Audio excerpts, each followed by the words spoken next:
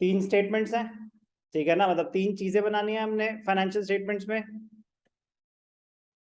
Trading account, profit and loss account और balance sheet. अब एक एक करके बात करेंगे।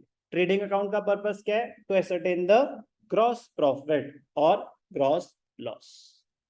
Preparation of trading account is the first stage of preparing the financial statements. It is the financial statement which shows the result of purchasing and selling of goods, direct activities only. It is prepared following the matching concept. Revenue from sale of goods are transferred to the credit side. Trading account accrual basis of accounting होगी, ठीक है ना। accrual basis मतलब जो जो उस period से relate करता है उस पीरियड में दिखाया जाएगा। It is a nominal account. Trading account का नेचर क्या होता है? It is a nominal account.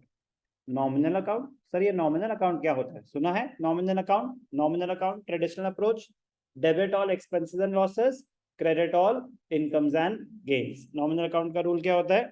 Left hand side is the debit side, तो रूल क्या है?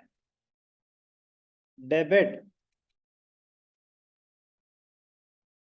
all expenses and losses, credit all incomes and gains। Nominal account का rule है। Trading account का purpose to find out the gross profit और gross loss. Trading account में सबसे पहले क्या आता है? डेबिट साइड पे लिखते हैं टू, क्रेडिट साइड पे लिखते हैं बाय। टू और बाय लिखना कंपलसरी नहीं होता, बाय कन्वेंशन लिखा जाता है, बट आज की डेट में रियल लाइफ में टू बाय नहीं लिखते, बट थ्योरेटिकली कर रहे हैं तो बाय कन्वेंशन लिखा जाता है। अगर आपके स्कूल में लिख रहे हैं टू बाय तो लिखिए, बेटर रहता है। नहीं लिख रहे तो आपकी मर्जी, ठीक है ना। रियल लाइफ में टू और बाय नहीं लिखा जाता, but by convention theoretically books में अभी भी, क्योंकि अंडरस्टैंडिंग है ना, अभी तो आप अंडरस्टैंड कर रहे दिस डेबिटेड टू, तो वो बस एक अंडरस्टैंडिंग स्टेप होता है, अब एग्जिस्ट नहीं करता है। डेबिट साइड पे सबसे पहले आएगा ओपनिंग स्टॉक। सबसे पहले आएगा ओपनिंग स्टॉक। ट्रेडिंग अकाउंट में सबसे पहले आएगा ओपनिंग स्टॉक। अगर ओपनिंग स्टॉक जीरो है तो नहीं आएगा, बट अदरवाइज फॉर्मेट में सबसे पहले आएगा ओपनिंग स्टॉक, फिर आएंगी परचेजेस। अगर परचेजेस में रिटर्न्स भी हैं तो यहीं पे इसके नीचे हमें माइनस करके दिखाना पड़ेगा। परचेजेस को क्या बोलते हैं? Return outwards. हमने सामान खरीदा, तो अगर रिटर्न्स हैं तो इसको बोलते हैं इनर कॉलम में आप प्रेजेंटेशन दिखाएंगे। अगर रिटर्न्स हैं तो इनर कॉलम में प्रेजेंटेशन दिखाएंगे। परचेजेस माइनस रिटर्न्स, बाहर जो आता है उसको क्या बोलते हैं? Net purchases. लिखते नहीं है, बोलते हैं उसको, क्या बोलते हैं? Net purchases. सबसे पहले ओपनिंग स्टॉक, फिर परचेजेस। अगर रिटर्न्स नहीं है तो परचेजेस का अमाउंट डायरेक्टली बाहर आ जाता, अगर रिटर्न्स है तो रिटर्न्स माइनस करके दिखाएंगे। कोई भी डाउट? उसके बाद बाकी सारे डायरेक्ट एक्सपेंसेस। उसके बाद to all other direct expenses. अब आपको ऑलरेडी मैं बता चुका हूँ कि डायरेक्ट एक्सपेंसेस क्या क्या होते हैं। कैरेज है, कार्टेज है, फ्रेट है, पावर है, फ्यूल है, कंज्यूमेबल स्टोर्स है, कोई भी डायरेक्ट एक्सपेंस है वो यहाँ पे आ जाएगा। तो लॉजिक समझेंगे ना, आंख मत करके इतनी डिटेलिंग क्यों, याद नहीं करनी, समझनी है। तो बस ध्यान क्या रखना है, सबसे पहले ओपनिंग स्टॉक, फिर परचेजेस, फिर उसके बाद बाकी डायरेक्ट एक्सपेंसेस। क्रेडिट साइड पे सबसे पहले सेल्स। सेल्स में क्या ध्यान रखना है कि अगर सेल्स में रिटर्न्स हैं तो यहाँ पे माइनस करके दिखाना है। सेल्स में से माइनस क्या हो जाएंगी? Return inwards. सेल्स रिटर्न हो तो सेल्स रिटर्न लिखेंगे, जो अकाउंट का नाम है उस नाम से आप दिखा देंगे। कोई भी डाउट? Sales minus returns. उसके बाद अगर सेल ऑफ स्क्रैप है तो वो भी आएगा, और लास्ट में आता है क्लोजिंग स्टॉक। लास्ट में क्या आता है? Closing stock.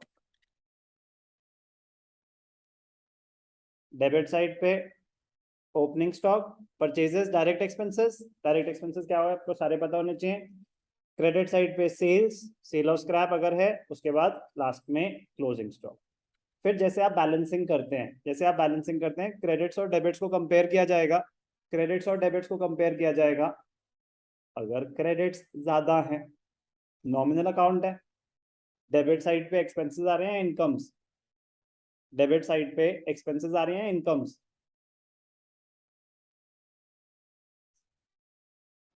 Debit all expenses and losses, credit all incomes and gains. तो डेबिट साइड पे आ रहे थे सारे एक्सपेंसेस, क्रेडिट साइड पे आ रहे थे incomes. Very very important point, balancing close करना है, balancing of trading account. If credit items are more than debit items, if credit items are more than debit items, तो नेट रिजल्ट क्या होगा, इसको बोलेंगे ग्रॉस प्रॉफिट। अगर credit item ज्यादा है तो इसका मतलब इनकम ज्यादा है, इनकम ज्यादा है, एक्सपेंसेस कम है, तो यहाँ पे क्या आ जाएगा, टू ग्रॉस प्रॉफिट। ये क्लोजिंग बैलेंस है, to gross profit transfer to, क्या करते हैं ग्रॉस प्रॉफिट का पीएनएल अकाउंट में ट्रांसफर कर देते हैं।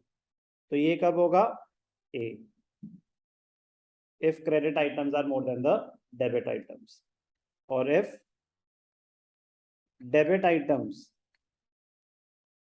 are more than the credit items, if debit items are more than the credit items, तो नेट रिजल्ट क्या हो जाएगा, ग्रॉस लॉस हो जाएगा। कोई भी doubt?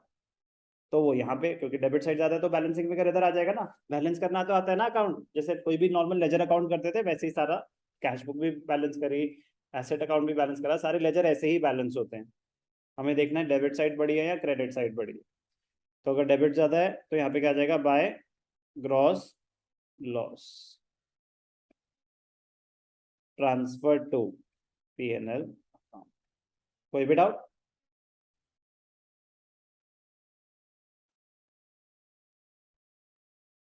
Debit all expenses and losses, credit all incomes and gains. If the credit side is more, तो balancing figure gross profit. If the debit side is more, तो balancing figure is gross loss. छोटी छोटी बातें, सारी बातें आपको बता दी हैं, फॉर्मेट नीचे डिटेल में दे रखा है, ऊपर मैंने आपको उसका लॉजिक समझाया है। वही सेम चीज यहाँ पे कि डायरेक्ट एक्सपेंसेस क्या क्या हो सकते हैं वो पता होना चाहिए, ठीक है ना, तो वो याद नहीं करने, वो समझने। Format of trading account clear? कुछ इंपॉर्टेंट पॉइंट्स ट्रेडिंग अकाउंट से रिलेटेड ध्यान से देखेंगे।